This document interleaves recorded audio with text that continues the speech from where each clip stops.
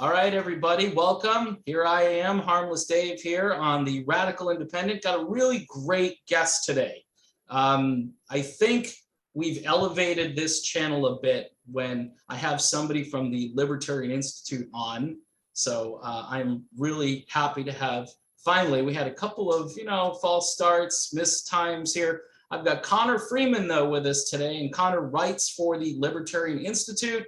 He's also assistant editor, correct? Am I right, Connor? That's correct. And that means you're going to be busy, man. That's like, that's way above my pay grade. So I hope a lot of people are following you over there.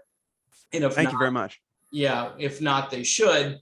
Initially, when I had reached out to Connor, I was really a little bit concerned about Nancy Pelosi's trip over to Taiwan. There was some strange things surrounding that and the one China policy and all of that. In recent days, though, we've had a conversation between Vladimir Putin and Emmanuel Macron from France. I didn't think we'd have anybody from, that bloc reaching out to Vladimir Putin about anything, but they had a bit of a discussion regarding this nuclear power plant that I believe is in Russian control, but there's all this debate, and obviously Western media does not cover any of this stuff. So you kind of get information and drips and drabs and all that. But what I'm really concerned about, Connor, is this a big problem where you might have, obviously, Ukraine doing what some people would call like a false flag, do something to this power plant, and then obviously blame it on Russia. And again, the other issue would be the obvious question is, if Russia is in control of this place, I know, there were some employees that were left behind, right, who probably know how to run the place and hit the right buttons and keep the thing operational. But what is the situation over there? Give us your, Cliff Notes version of what's occurring right now. I know you have some insights on this. Yeah, I actually have a new piece running about this at antiwar.com. And we also have it at the Institute. Yeah, it's so basically, this is the Zaporizhzhia nuclear power plant in as you can tell from the name, in the Zaporizhzhia. How did you pronounce that again? Because that's pretty remarkable. I'm doing my best job with it, but it's Zaporizhzhia. Zaporizhzhia. Oh, it's one of those things that I feel like if you say it just fast enough, it makes you sound like, that's good. I should just practice that, and I could sound intelligent. But yeah, that's a really difficult name. But that is a nuclear power plant. It's still online. Yes. And there is risk to the power plant. There was some damage done to it. What actually happened? Yeah. So, and I'll do my best because I'm not an expert on like nuclear energy and things like this. And I can get to you some quotes that I put in the article from the people, the head of the state nuclear company that were in Ukraine, who talked about some of the risks of, for instance, like, because they're accusing the Russians, and they may be doing this, that they're going to disconnect it and then from the Ukrainian power grid and then connect it to the Russian power grid, which apparently is a very dangerous, precarious process. Yeah. And also then if in that case, if they cut it off from the external supply, power supply, they'd have to use diesel, and they have backup diesel generators and things, but it's not clear if the supplies there are sufficient yet. In fact, as far as I know, I think some of those backup systems, a Russian official recently said that they had become damaged and that the power plant might have to actually be shut down. That's possible. A defense ministry official said that. So basically what happened is, shortly after the war began, they took the Zaporizhzhia power plant. This is in March. Yeah. And so they basically control that Oblast, the Zaporizhzhia Oblast. There's ethnic Russians there. And I believe they want to call for a referendum here soon and vote to just be annexed into the Russian Federation. And so there's been quite a bit of shelling. It's on the southern shore of the Dnieper River. So Russia is on the eastern side, and then the Ukrainian forces on the western side. So it's a natural site for shelling. And that being said, there's been constant shelling has been getting worse in recent weeks. And there's sort of back and forth accusations over who's responsible. Now, Russia has much less of logically, And based on their insistence that the IAEA, the International Atomic Energy Agency, get the hell down there for this mission to examine what's been going on at the plant. Yeah. There's a bunch of reasons why I don't think Russia is actually behind this. And I think it is the Ukrainians. And now the Russians are saying that the Americans are encouraging the Ukrainians to attack the plant. And there's a Russian-backed official in Zaporizhzhia who has said that they have repeatedly attacked the plant more than 24 times. And this was just, I think he was saying in one day. This is a report from maybe last week or earlier this week, but they had hit it like dozens of times with these M77 howitzers that the US has provided. So, yeah. So, I mean, they don't want to, they're saying that, all these calls from Gutierrez, the Secretary General of the UN, and Zelensky to demilitarize the plant and to get the for the Russians to take their troops and their weapons away. The Russians are saying, no, we have, first of all, Stoltenberg accused them of having like artillery there and a bunch of stuff. And they said that's a lie. And they said what we have are ground troops, that we have guards, and they're there to prevent a Chernobyl like scenario. So they're not leaving. They've offered to provide security to this IAEA mission to come down there. And they say once they arrive and they're able to take a look at what's been going on, they'll be able to prove that it's the Ukrainians who have been doing all this. And somebody has for months been stalling this mission from getting to the site, and it's looking more and more like it's been not just Ukraine, but also the West, and probably the United States leading the charge behind the scenes. And now the Americans are coming out for the first time, and they weren't really saying one way or the other for a bit whether or not they thought the Russians were responsible for this, which indicates again that maybe they didn't want to put their foot in their mouth and then be proven that they were lying later on. But now they are. I mean, Neb Price said earlier the other day, because the Ukrainians are accusing the Russians of they're going to carry out a large scale terrorist attack and pin it on us. And they said that a day after the Russians said that the Ukrainians were planning actually to hit the plant with artillery while the UN Secretary General was touring in Odessa and things. And so then now Ned Price is going, false flag operations are right out of the Russian playbook. Remember when he said before the war started, Ned Price said the Russians are going to make a video, a staged incident with a bunch of people that get killed so they can justify going to war with Ukraine. And then they said, Jen Psaki said something similar when she was still the White House press secretary, and all this stuff, never came to fruition. So it sounds like more of that. But then the Pentagon said, we see Russia's actions in and around the plant as the height of irresponsibility and all this. So they are taking a position now saying that it is Russia that's doing it. Wow. Now, the real thing is, if that happened, it could, even the Russians are warning, like radioactive material is going to spew all over the place. It's going to hit hard Germany, Poland, Slovakia, all this stuff. So this is going to be a unprecedented disaster if it happens, but there are real, crazy elements within this proxy war on the Ukrainian side who have an incentive to see even something like that happen, so that then Article 5 could be triggered, probably, which they've already said, like if Russia uses a tactical nuclear weapon, the radiation and the fallout would still affect some of these NATO states that are neighboring Ukraine and Russia. And in that case, then Article 5 would be triggered, or there's a high likelihood of that happening. So I think that there's probably some elements that are looking for something to happen that can trigger more overt intervention. And they're just, they've already done. I mean, the escalations that have been happening over the last couple of weeks, particularly in like Crimea, for instance, have been really very, alarming, because they keep attacking. Like they hit this airfield and destroyed like 9 Russian warplanes. It's called the Saki Air Base, and it was a sabotage attack. And originally, a couple of the higher up Ukrainian officials are like, no, this doesn't have anything to do with us. But then I think the same night in his like nightly address, Zelensky said something about how Crimea will be free and all this stuff. And they keep threatening that they're going to retake Crimea. That's still their policy. It was before the war, and NATO virtually backed it. It was called the Crimean Platform.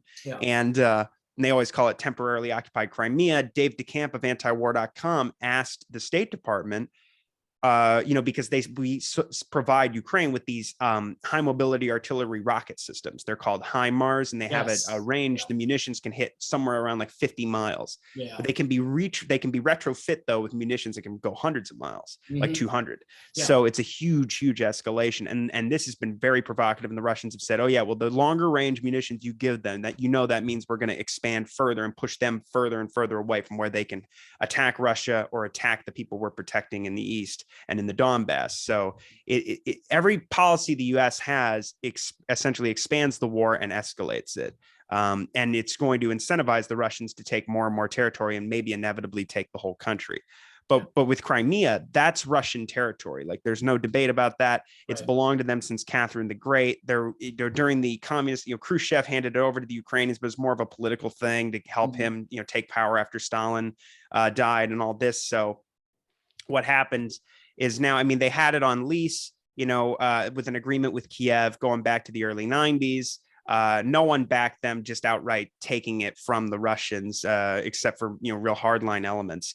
And what happened was, when the coup happened in 2014, they threatened the base. So the Russians were ordered to walk out of their bases. They essentially seized the peninsula without firing a shot. And it's their only year-round warm water port. It's their naval base on the Black Sea, Sevastopol. And they're not giving it up. They fought the Nazis for it and lost hundreds of thousands of men defending it. And, they're not giving it up. So, and also there's been multiple independent over the years polling done, Western polling firms that have confirmed that the Crimeans, which are mostly ethnic Russians, absolutely are fine being a part of the Russian Federation. They would prefer that than be ruled by the regime in Kiev.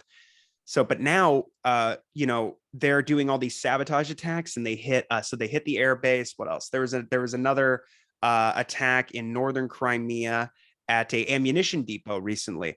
And then what happens is, these unnamed Ukrainian officials, usually the Washington Post or somewhere, they'll just take responsibility for it. And then you'll get some very hawkish comment from Zelensky just about how we're going to take Crimea. The defense ministry on Twitter put out a video showing the explosions going off at the airbase and going, hey, Russian tourists, you better get ready for a real hot summer in Ukraine. You might want to think about going somewhere else, because otherwise, all you can look forward to is basically burning alive. Because it's pretty nuts. And then, and then Zelensky goes, we got to do something about these leaks. They're kind of revealing our defense plans, which is tacit admission, right? Because it's like what Biden said when unnamed American officials a couple months back were going, yeah, our intelligence, we helped them down a Russian transport plane and kill hundreds of their troops. We've helped them kill, a dozen Russian generals. We destroyed that their flagship, the Moskva, in the Black Sea, and all this stuff. And basically, then Biden came out and was like, hey, guys, like, I don't know about all these leaks. It's kind of dangerous.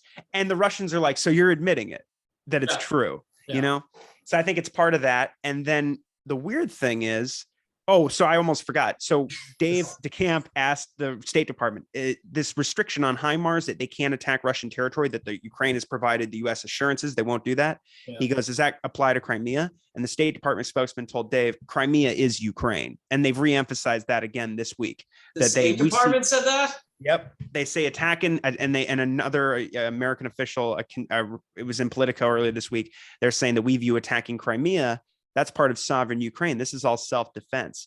But, the Dmitry Medvedev, the former president and this deputy chair of the Russian Security Council, has said, if they attack Crimea, you have to understand that's going to be doomsday for the Ukrainian leadership. Like, it's over, swift and quick and tough, and we'll end this whole thing.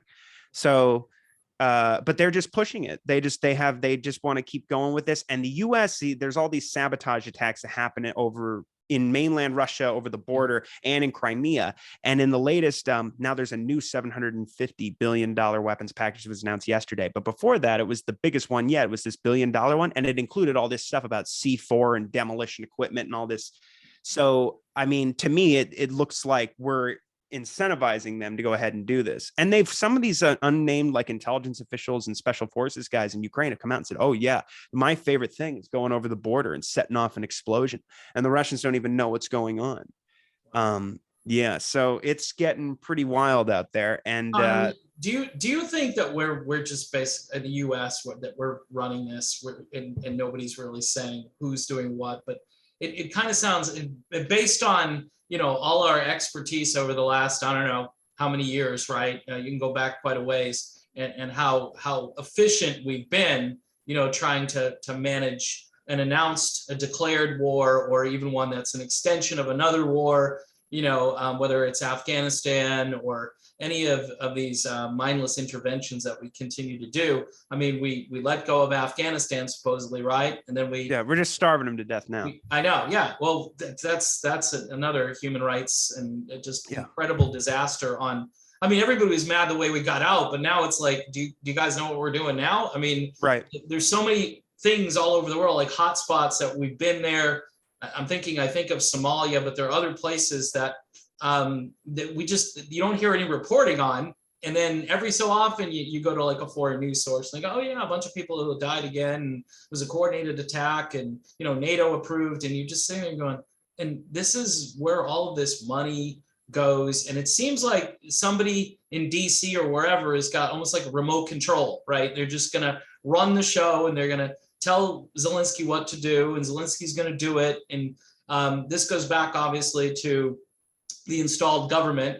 Back, and a lot of Americans have no idea what happened in 2014. They have no idea what's been going on in the Donbass region. They just think that this is some kind of regional conflict, and I get it. People are trying to put gas in their car, they're trying to do stuff, but they don't realize that all of our foreign policy has made our own economy, and now it's making other economies begin to collapse. There's food shortages, there are famines all over the planet. I mean, based on the fact that NATO decided to, in the United States, when I say NATO, it's US, and it's what we're doing, what our foreign policy is, just kind of surround. And you can use those examples. I remember, Ron Paul years ago said something like, hey, imagine if, some foreign country started setting up shop in Mexico or in Canada. And you hear that a lot, I mean, there was that little Cuban Missile thing and everybody freaked out, right? So I guess everybody in Russia is just, oh, great. NATO has surrounded our country,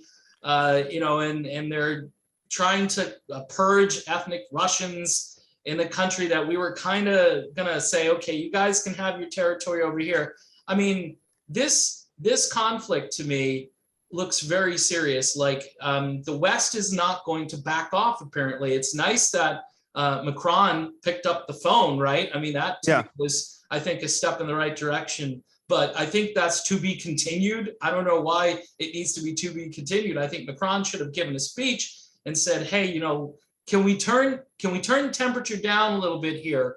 But it's like you say, it's full speed ahead. I mean, what's going to happen next? Do you have any insight to where you think this might be going? Well, I'm encouraged, at least by the fact that Macron spoke to him, although it was the first call in like 3 months. Previously, the Macron and Scholz, the Chancellor of Germany, Olaf Scholz, these guys were talking to Putin on a more regular basis, even after the war started, and they were attacked for it mercilessly as the kind of people that would talk to Hitler during World War II or something. So there was a lot of pressure on them not to do that. At the same time, the economies of Europe are being destroyed as a result of these sanctions policies, and because of how dependent they were on Russian energy. And then also, the lack of, and also the global South was facing starvation as a result of, the war, the blockade and the sanctions, and then also the heavily mined Ukrainian ports and all these different things, not permitting Ukrainian and Russian food and fertilizer and wheat from, being exported. And so now there's been some work done. The only NATO member that really does seem to be committed to arranging talks and pursuing diplomacy is ironically, it's Ankara, it's Erdogan in Turkey, and he keeps sort of being the middleman between these talks with Zelensky and, with Ukraine and Russia. And then also, it's occasionally the UN Secretary General is involved. In fact, the UN was involved in this talk about getting the grain exports going. So that was successful. There are ships leaving Odessa and these other ports. And so that's very good. That will hopefully help at least stop and lessen how bad all the food crises were throughout Africa and also the Middle East and Central Asia.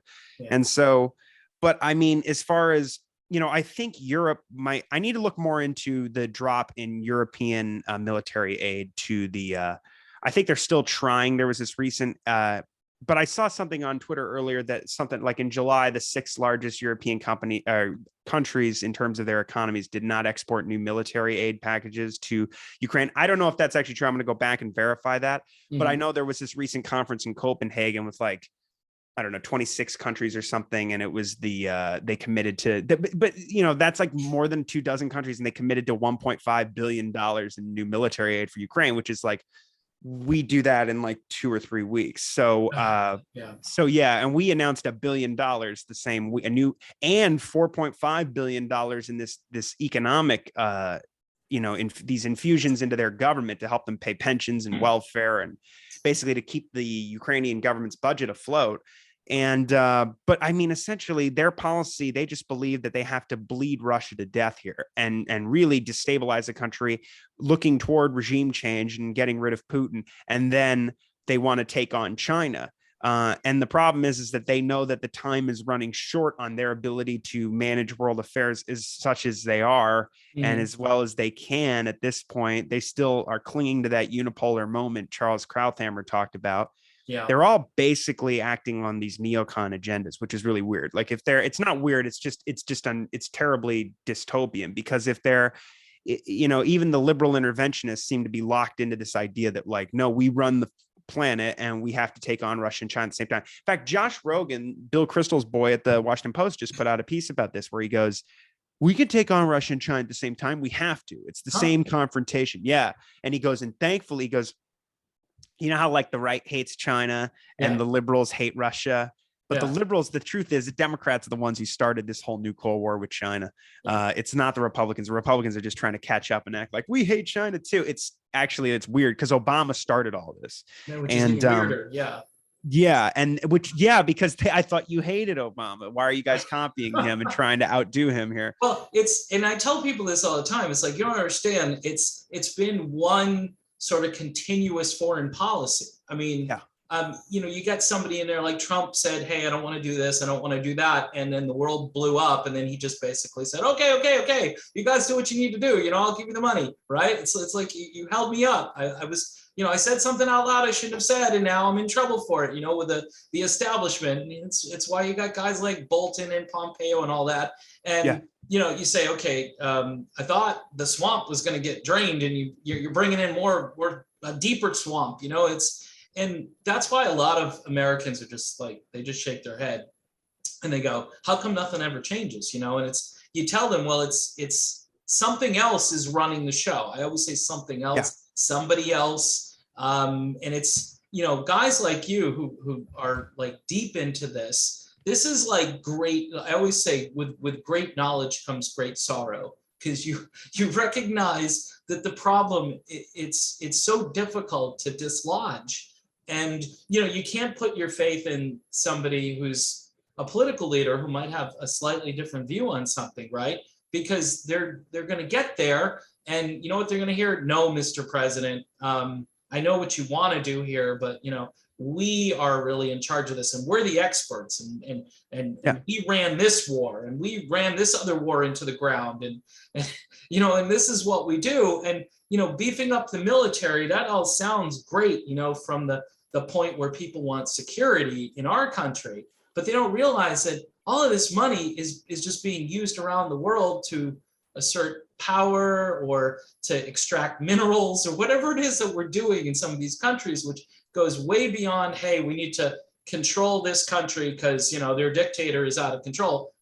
Meanwhile, here in the United States, you could argue that our dictator is out of control. And so, I don't know where to go anymore. Politically, it's really difficult because I don't see a political solution. You get really black-pilled and you get fed up, and you just say, okay, no matter who's in charge, like you said, it's like a seamlessly bad foreign policy from obviously dating back at least to H.W. Bush. But I mean, you could certainly make an argument that goes back even further in, instances, and maybe not as continuous. It just seems like it's exponentially gotten more difficult to kind of navigate, what we're doing in the Ukraine issue. To me, was such a no-brainer. It was like, okay, we're going over to this, NATO, we're going over to this country. We've already destabilized this country. We've already installed the person we want over there. They're making their move. We're making their move. And the absurdity, you just mentioned, Bill Kristol, Russia and China. Really, Bill? Really? This is where we're going to go, huh? People can't afford, to fill up their gas tank or to go to the grocery store. And this is why there's such a huge disconnect from these elite people, wherever they are. It could be at the state level, at the federal level. They don't understand. They don't live like everyday Americans. They just look down upon us, and then they say, well, we have to assert American, whatever it is. I hate the term exceptionalism, because there's nothing exceptional about going around the world and being the bully and telling people how to run their affairs. I get it. You have some rogue terrorist somewhere, but I still don't agree with trying to be the world's policeman. I think it's a fool's errand, as somebody smart has said recently. Use his terminology. That's Scott Horton, who's obviously probably one of your good friends who does great work over there at the Libertarian Institute. But I think the point I'm trying to make here, Connor, is it just seems like we've got a bunch of problems over here. We can see these domestic problems, and we're exacerbating our domestic problems with our foreign policy. And it's so out of control that it's almost hard between, what happened, with China and Taiwan, what's happening in other areas around the world. And obviously this glaring thing in Ukraine, and most Americans have been told they need to get their little lapel pin and, put it on there to support Ukraine, and how it's great. We're going to send money to Ukraine so, we can build up the Azov battalion a little bit more. And I don't know what's the end to this. Like, how does this end? Does Russia just assert control? I've talked to Scott Ritter a couple of times. Scott's been like, Russia's going to win this. It's right. going to take time, but eventually they're persistent, and they're willing to do whatever it takes to win. And is that a good thing if they do win, or does this just go on? Is this like Afghanistan 2.0? Well, I mean, in some sense, I hope Scott is right, because if they lose, we could be in a much worse situation. I doubt that they will. I think they are winning. I think that's pretty unquestionable. However, the West, and when I say the West, like you said earlier, it's like North America and the others when we talk about NATO. And if they want to send the Ukrainians in to really start setting fires and explosions off all over Crimea, then the idea would be basically so the US end goal for this is for Russia to lose. They want to bleed them to the point where they, as Lloyd Austin, the defense secretary who walked off of the board of directors at Raytheon, they want to weaken Moscow to the point that they, quote, I'm paraphrasing, can't do the sort of things that they are doing in Ukraine today. Well, what does that mean? That means that they can't conventionally defend themselves just off their border in a war. Right. So if they want to do that, the Russians have said that they won't use nuclear weapons unless there's an existential threat to their country or their state. Well, that poses an existential threat. If you want to take Crimea, which is Russian territory, and just essentially from their perspective, steal it and kill a bunch of people until they give it up, which won't happen. But if that's the goal, and basically, Doug McGregor has said that something like, and I think it might turn out to be a conservative estimate, but something like 60 or 70,000 Ukrainian troops have died in this war. Yeah. And they're sending troops, I think the United Kingdom wants to train like 10,000 troops in 120 days or something crazy like this. They're putting these guys through a condensed training mission. I think Norway just went over there to help out with this as well. Wow. In England, but they're training them in like a condensed version of the basic British infantry course. And it's like, we're teaching them how to shoot well. Excuse me, are these just people you kidnapped out of their homes that just can't leave? Because they ban 18 to 60-year-old men from leaving the country. Yeah. I mean, this stuff going on with near the Zaporizhzhia power plant, I read a piece in the Post yesterday about how they're, the women and children are fleeing to Germany or Poland in many cases, and the men are basically saying bye because they can't leave. Right. And it's terrifying. But the West wants this thing to keep going. It was announced in April 5th in the Washington Post. They said that for some NATO states, they prefer to see the Ukrainians continue to fight and die than for the war to end too soon. Wow.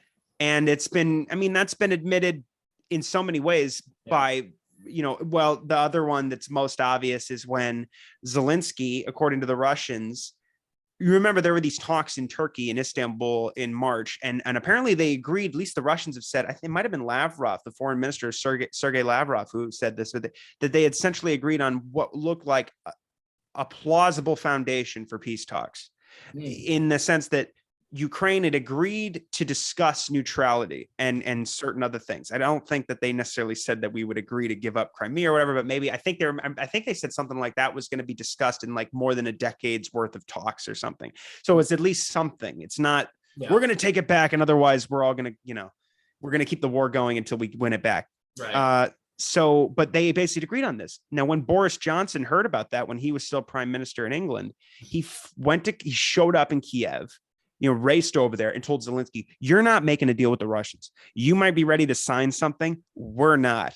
And you can make a deal. Basically, he said he was speaking for the collective West, and he told Zelensky, you're not to talk to Putin anymore. And they haven't had any negotiations since. There haven't been any Russian-Ukraine talks since then. The closest has been this grain export deal. And then Antony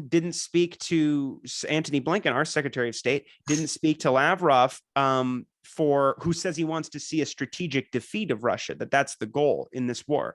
And he hadn't spoken to Lavrov since the 15th of February, before the war started, more than a week before the war started.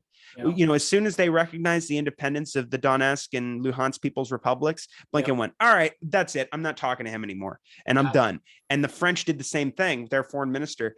And then he talks to him, I guess, at the end of July. And they discussed this bilateral prisoner exchange about Brittany Griner and Paul Wellhen, the Marine who's been accused of being a spy, and that guy, the warlord, the movie he's based on he's the guy that movie Nicolas Cage made, Lord of War, is based on. This I forget his name, Victor Boot. Okay. Wow. The arms dealer. So who we have in prison, and they discussed that, and he just threatened him, like, if you take Zaporizhia or Kherson or any of these other territories, you're going to be faced with consequences. We're going to impose costs. They spoke for 25 minutes on the phone, and Lavrov said, basically, okay, we're not changing our strategy, and we are going to win this special military operation will succeed. And you and NATO pouring all this weaponry into Ukraine is causing a major crisis, and all it's going to result in is more Ukrainians dying. So good job, basically. And they know that. In fact, there was that report that came out of we're going to see such chaos as a result of this war now, because first of all, you had Nazis and far-right sympathizers from all these different countries traveling there. But beyond that, we've known, at least since April, people who are familiar with intelligence on the war saying they're pouring weapons into what they call the big black hole. That was in CNN, a big black hole in Ukraine, and they can't keep track of it. Like, there's some clarity as you get closer to the border, but once it slips over, they don't really know. And now we know that they have the CIA on the ground there again. Probably never left, but they're mostly in Kiev. Oh. And we have NATO troops on the ground in Ukraine. We have at least we know this from same article in the New York Times, from Lithuania, Canada, Britain, and France.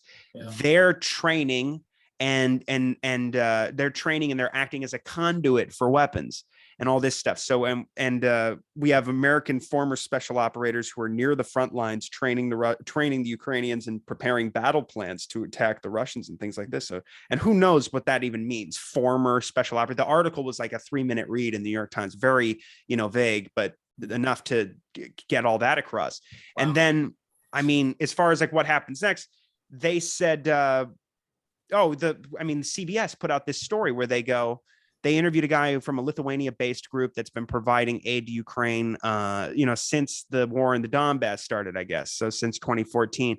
And they said it's called Blue Yellow or something like that. And they said, the guy who heads it, I believe, said to CBS, yeah, like 30, maybe 40% of the weapons get to the front lines, get to where they're supposed to go. And then Ukraine said, what the they made them pull it down. Basically, they had to go back and edit it and all kinds of stuff. And then they said, they go, well, we talked to him. Here's an editor's note. We talked to him and he says it's gotten much better since they talked to him in April. Yeah. But they didn't quantify that, right? He gave a number before. And then he said, they go, also the defense attaché at the U.S. embassy, this brigadier is like brigadier general something. I forget what his title was exactly. But they go, he says he's been sent to monitor the arms transfers and things like this. And again, that's just another indication that now the Pentagon has, he's representing the Pentagon's interests in this war. And we didn't know that there was, a defense attaché at the embassy. So more and more things keep continuing to be revealed about how deeply involved we are in this war. We already, Lavrov has accused the Americans of aiming the HIMARS at Russian troops. Yeah. He says NATO forces are the ones doing the aiming, which you have to assume because these Ukrainians, it's been a de facto NATO state. We've standardized their military to NATO standards, and we're doing massive NATO drills in the Black Sea and all through Eastern Europe, Ukraine participating in so much of it and leading exercises of NATO inside Ukraine as they're at war with the people in the Donbass, committing the vast majority of civilian casualties. So, I mean, God, the whole policy has just been outrageous. And Biden really, his administration just totally jumped the shark with Russia and China last year. If you're reading antiwar.com and listen and watch, reading the foreign policy news sites and all these different things and keeping track, we didn't know what was going to happen exactly, but it was such an obvious powder keg. Yeah. And at this point, Scott has talked about this quite a bit, maybe the most out of any of us and these, other analysts, is that it really does appear like their plan. They decided at some point, probably late last year, that let's goad them into invading. Wow. Because they were saying it in the New York Times and in the Wall Street Journal. Like, what are the benefits of actually starting a war where Russia invades? And was it Stavridis or? It was one of the former NATO Supreme Allied Commander. I wrote an article about this in January called Cold War Served Hot, and it has a lot of these quotes. I didn't realize what I was doing at the time because I didn't, for whatever reason, it just went over my head that they would actually do that. But if you read it, they say basically we're planning an insurgency, or we have the preparations in place for an insurgency we'll launch against Russia that'll make the war in Afghanistan, the 1980s, look puny by comparison. And they go, and we're going to back the insurgency covertly with the CIA, and we'll back their military overtly with the Pentagon. And then they said that Milley had warned his Russian counterpart that that's what they're going to do. And, this American official is saying, how it just all this escalatory rhetoric. I mean, we had senators calling for bombing, standoff in the Black Sea and rain destruction down on their military. Yeah, it was like somebody from Louisiana or somewhere like I remember watching. Yeah. Did he just say, let me just go ahead and use I think he said use a nuke, like attack. Yeah, he said we should never take that off the table, by the way, a nuclear first strike. And when I talked to Scott Ritter, he's like, he goes, you don't understand, this is like a domino effect. I think he was talking more about what China would do, but I'm thinking, again, mutual assured destruction, and everybody's at we get to that point, it's going to be like, okay, well, they shot theirs, we're shooting ours. This is so dangerous, and Americans, are so distracted. And I'm not saying they shouldn't be distracted, but there's almost too much to handle because you've got all of these economic problems, and we're I guess, is this wag the dog? Is that what this? I mean, what you're talking about here almost sounds like, hey, our economy's going to hell. Energy prices are through the roof. Food prices are crazy. Americans are divided. The culture's collapsing, falling apart. You got parents getting called out at school board meetings, right, for showing up and protesting, whatever. And they're called, what was it? They're terrorists, domestic terrorists, something like that. Yeah. So people are thinking to themselves, okay, I can't even do what I'm supposed to do. I mean, I have a right to petition my government, right? I have grievances. And then you've got this external force like that's beyond what you're talking about here. It's fascinating to me because it's so in depth, but Connor, it's depressing because it's so entrenched. And you got two parties, a long time ago, I think it was Howard Phillips. It's a stupid quote, but it's 100% correct. He said, you got two political parties going over the same cliff at different speeds, right?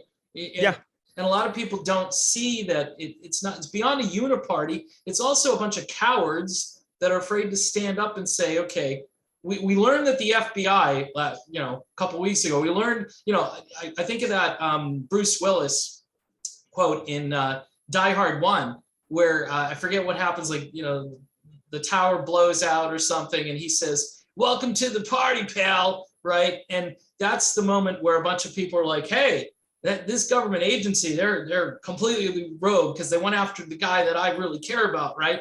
And somebody said to me, Dave, they've been doing this for how many years, and they do it to like your average citizen over here, and nobody cares about the average citizen, right? But it's Donald Trump, and people go completely, and they should go crazy. I'm not saying they shouldn't go crazy, but my point is this is so entrenched. You talked about the CIA basically, managing a conflict on the other side of the world, and this is one of those great moments in American history where people, can't pronounce the name of the nuclear power plant. I could try it a couple more times, and people are thinking to themselves, why, Connor? Why should people care about this? Let's throw that out there. Why should they? Oh, yeah, no.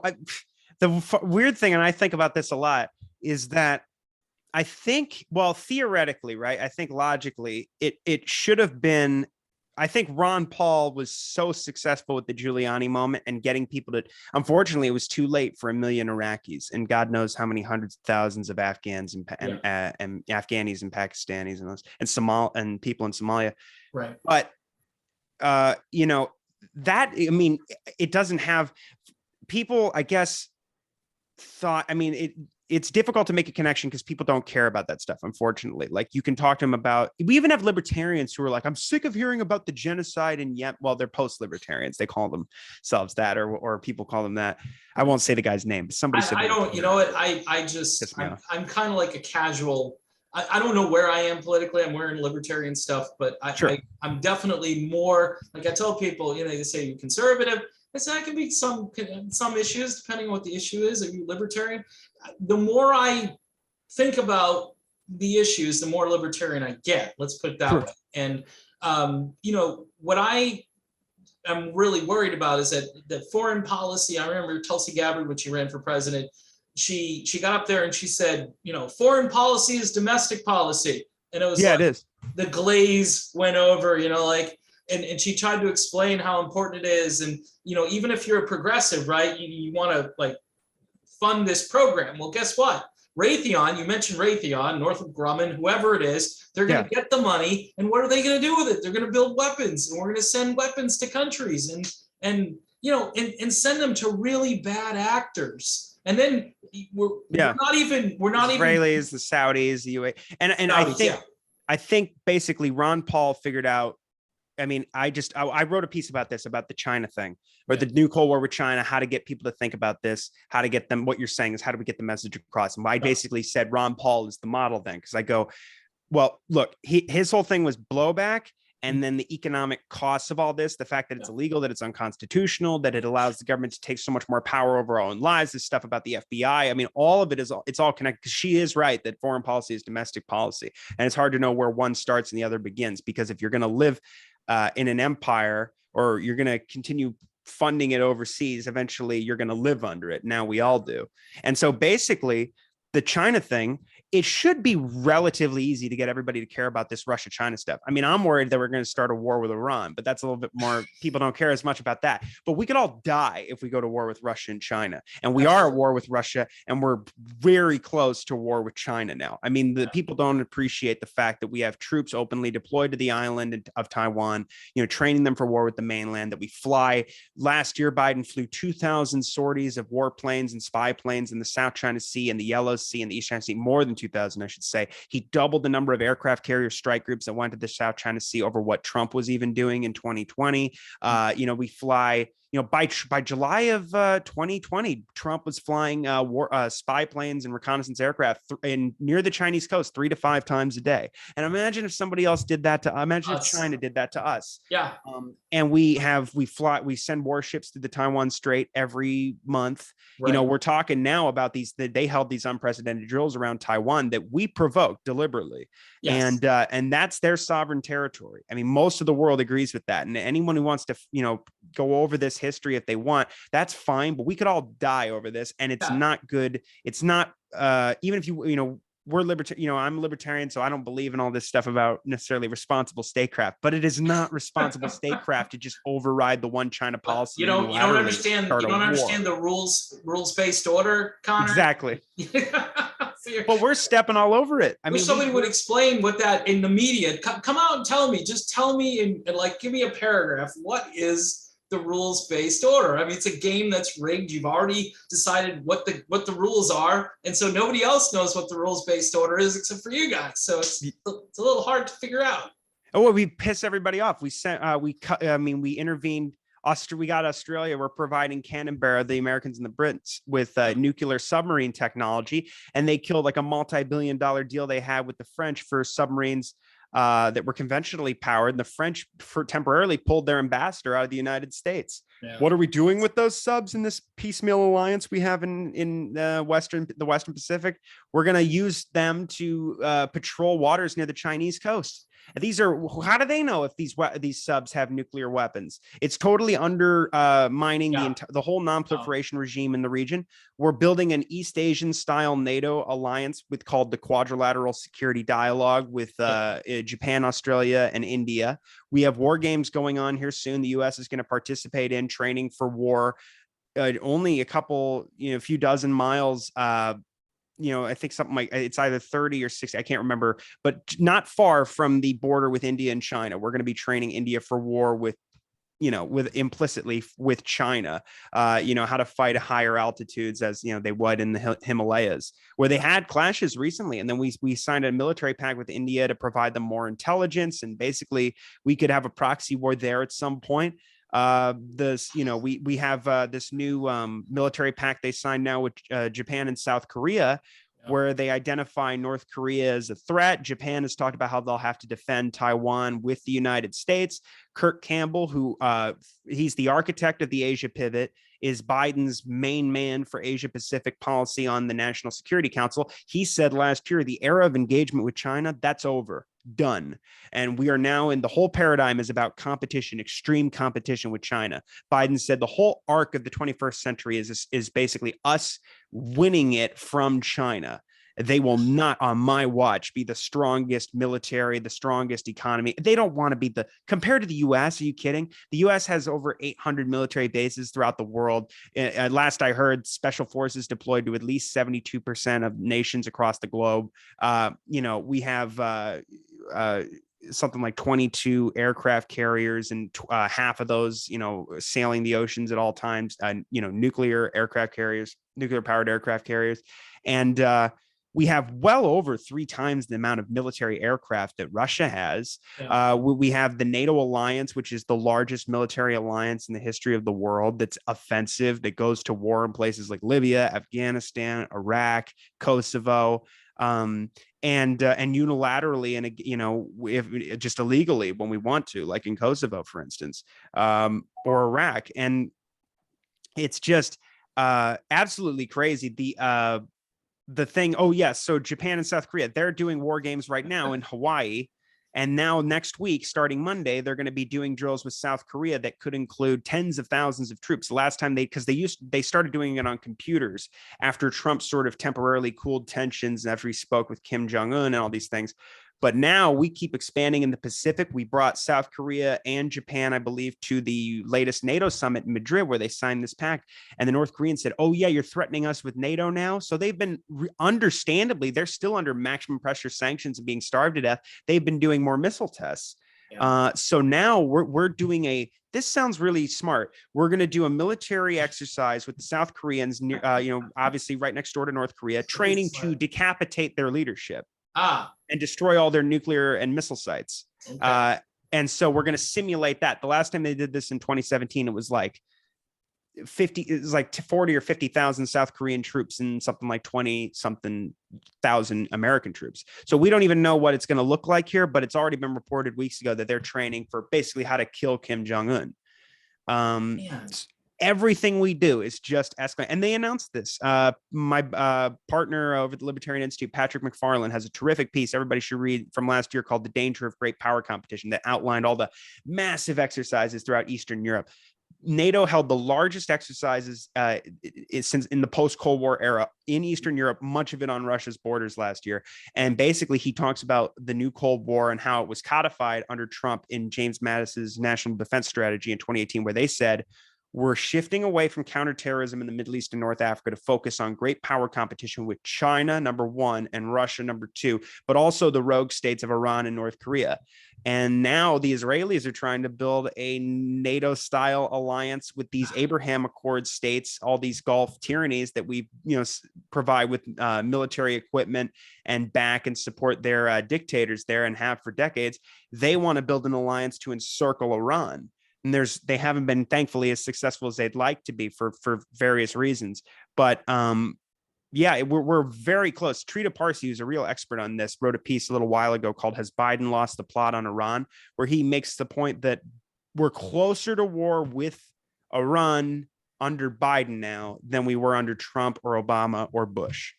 So, I mean, the military-industrial complex at this point very obviously runs our foreign policy.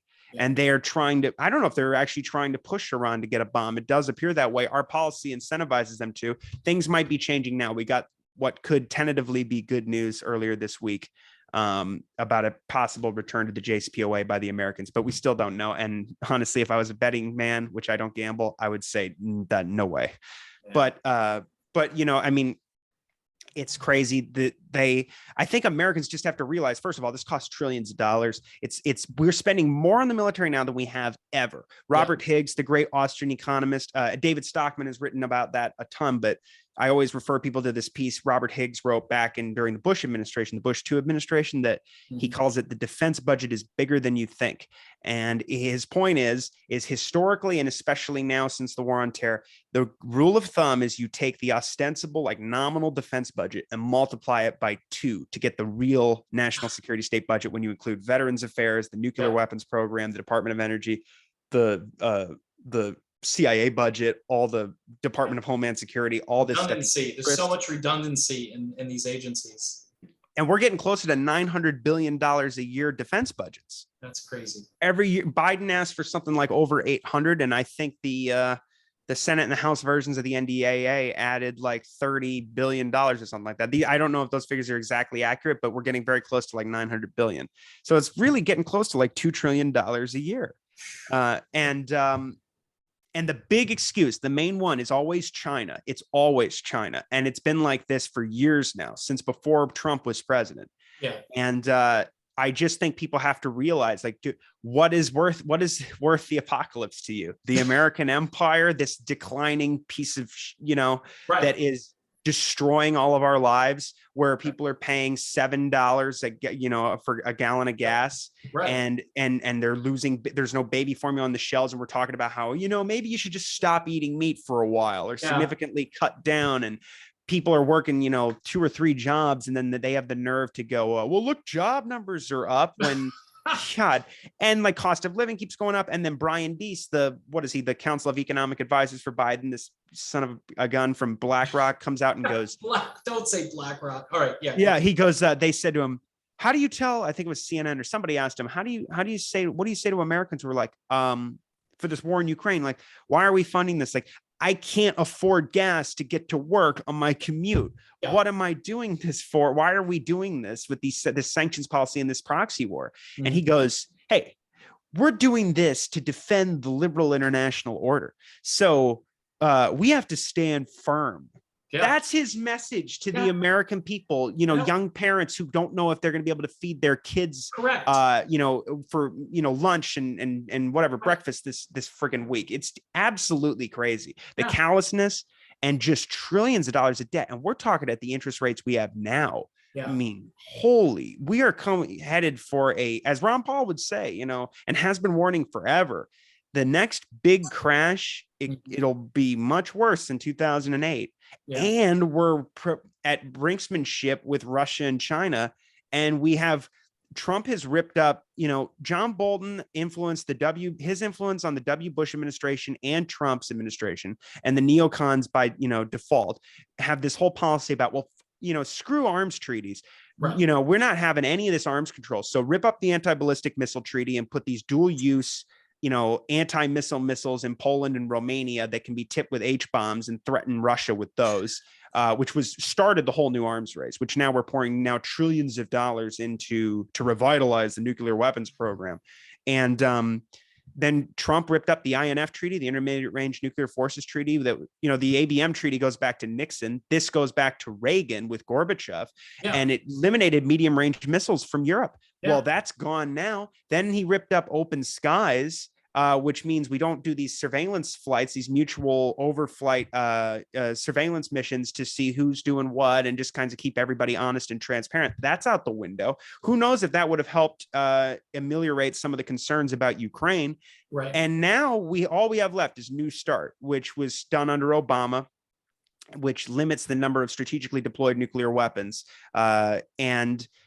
It expires in 2026. The only good thing, arguably, Biden did in his entire administration, other than pulling out of Afghanistan, which, as we said earlier, he just launched a brutal economic war on the country that could kill more people than the war itself.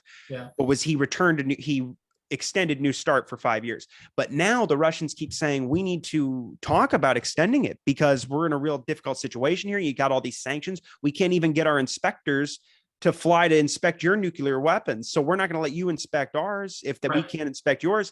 And Biden goes, well, we would like to discuss extending the treaty or replacing it. But here's the caveat with the Biden administration. We're not doing it until the war in Ukraine is over. But their whole policy is to just keep it going in perpetuity. So it's really bad. And relations with the US and China are at their lowest point, at least since 1979. And they have said, this is worse than the third Taiwan Strait crisis. So they're saying they cut off talks, military talks and other talks, climate change talks, all kinds of things after the Pelosi visit. And now we're in the coming weeks, and we have the Undersecretary of Defense for Policy, Colin Cowell, who's so excited. We're going to show them. We're going to send warships and warplanes into the Taiwan Strait, and we're going to sail our warships as we always do now through the South China Sea and violate their territorial claims, get within territorial waters, 12 nautical miles, and tell them to go screw themselves because we're the big bad dog still, and we might be older and poorer and fatter and everything, but we're going to pick fights and get drunk with everybody at closing time at the bar. The problem is that it's not just some drunk who you can throw out. Right. He's got all these nuclear weapons, and he's picking fights with people that have enough nuclear weapons on both sides to destroy the whole planet. And that's all. And it's all for the military industrial complex. That's all it is. And Americans keep being trained to hate the country that makes the most money for them to prepare for war with. So the right wingers hate China. They have a lot of reasons to be mad about, trade agreements that have been made that have exported all these manufacturing overseas. You could make a human rights argument. That's probably one of the better arguments, but Yeah, Pat will talk about how the genocide stuff in Xinjiang is all a bunch of lies and unsubstantiated. Not to say there's not a bunch of repression going on of the Uyghurs there, but there's also problems like the CIA involvement with the Uyghurs. And why did we take the East Turkestan Islamic movement off of the foreign terrorist organization list under the Trump administration when the Trump administration bombed the East Turkestan Islamic movement? And also, a lot of those Uyghur terrorist groups went to Syria. They were through Turkey and fought against Assad on the side of al-Qaeda forces. And Lawrence Wilkerson has talked about this, the former chief of staff under Colin Powell, who says that, we had this plan. We were training these guys or preparing them to use them as proxies, terrorists in the event of a war with China. Wow. And Eric Margulies, who's the great war reporter, real expert on Afghanistan, told Scott Horton, it's in his book on Afghanistan, that he saw CIA sponsored training camps where the Uyghurs were.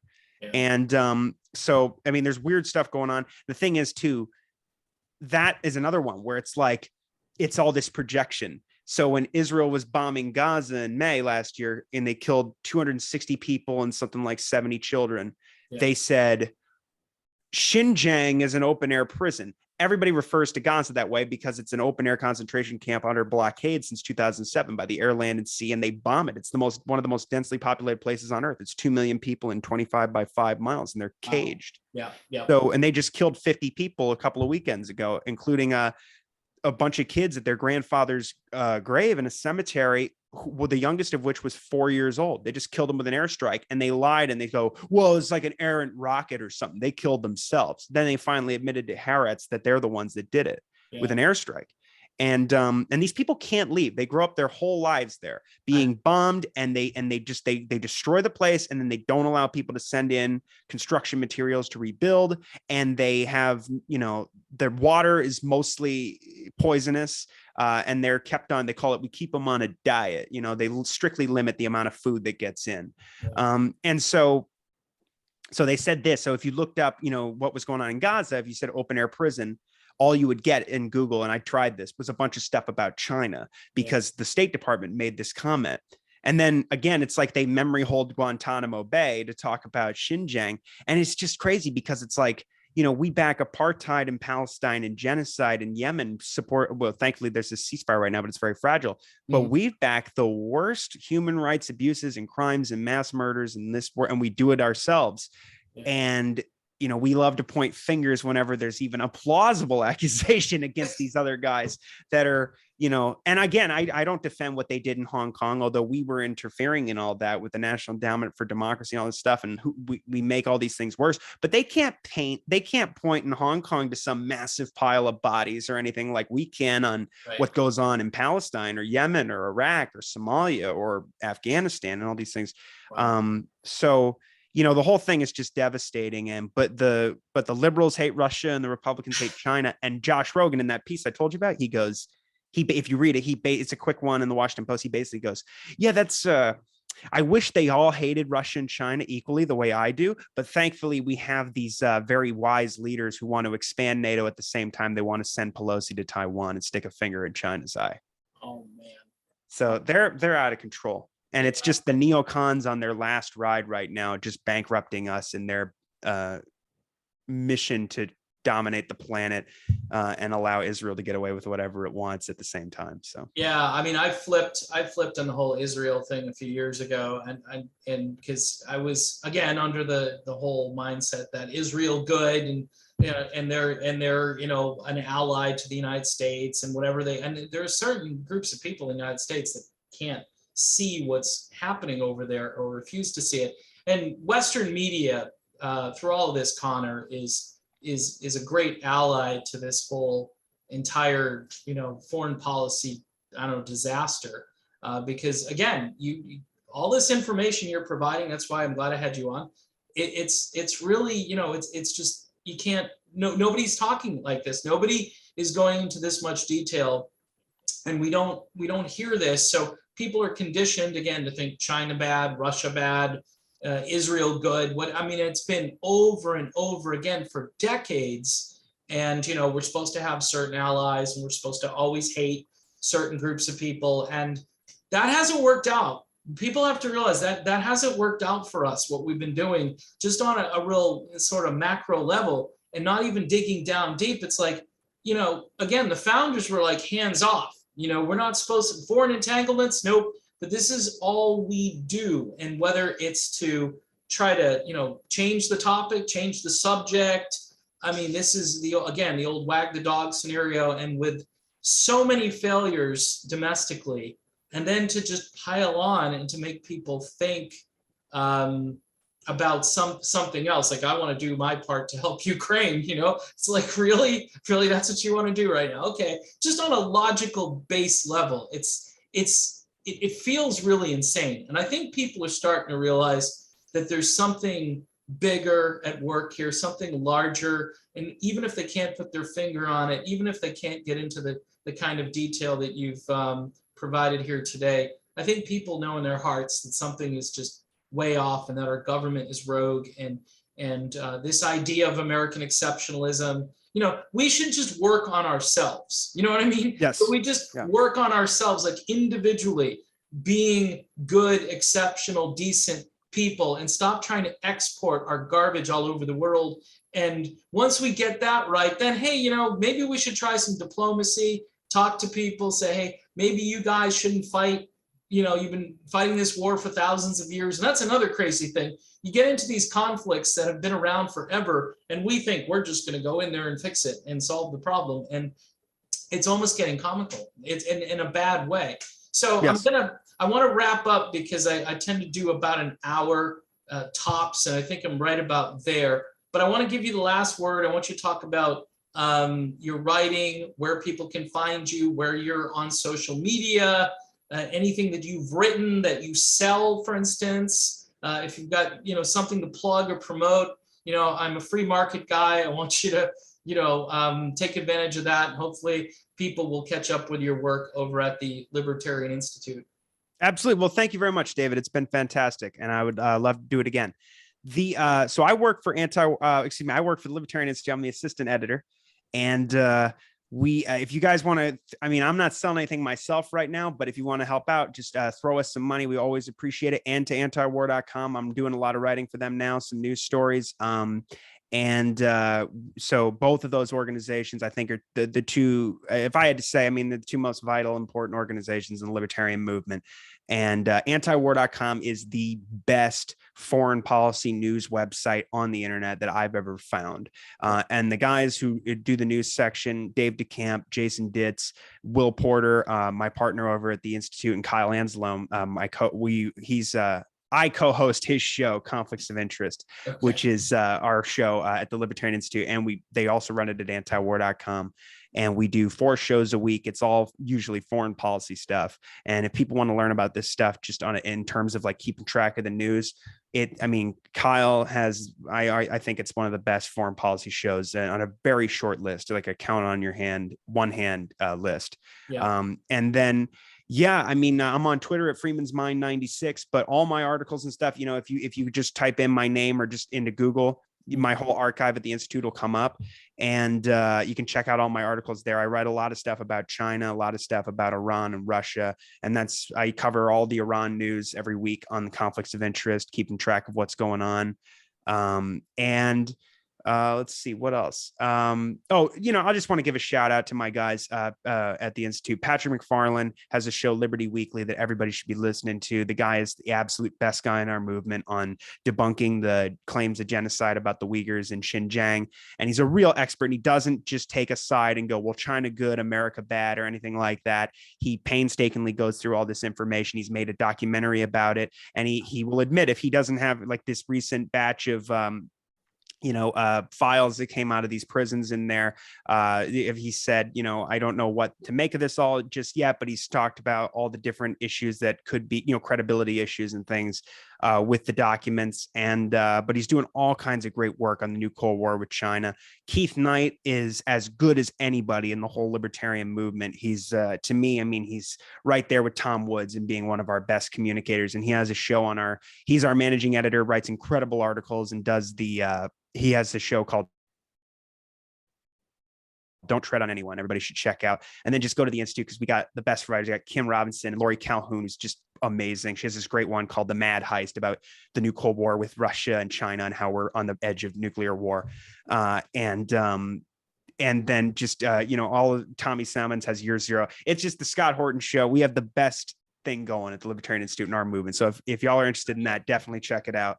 Wow. And thank you again, David. It's been absolutely a pleasure. Hey, thank you, Connor, so much for being here. This has been great. And I hope the audience really gets a lot out of this and checks out all of this other great information that's out there. And again, thanks for tuning in. Don't forget to subscribe to the channel. Hit the bell for notifications on new videos. I don't put up a ton of content, but when I do, I want it to be something really impactful. Like today we had Connor Freeman, we've had Scott Ritter. We're hoping to get Scott back again next week, because he is just throwing a lot of bombshells. His hair is on fire right now. And I think a lot of us are really concerned about what the world, is going to become in the days, weeks, months, years ahead, because things just aren't looking so great out there. Thanks again, Connor. Thank you. Thank you.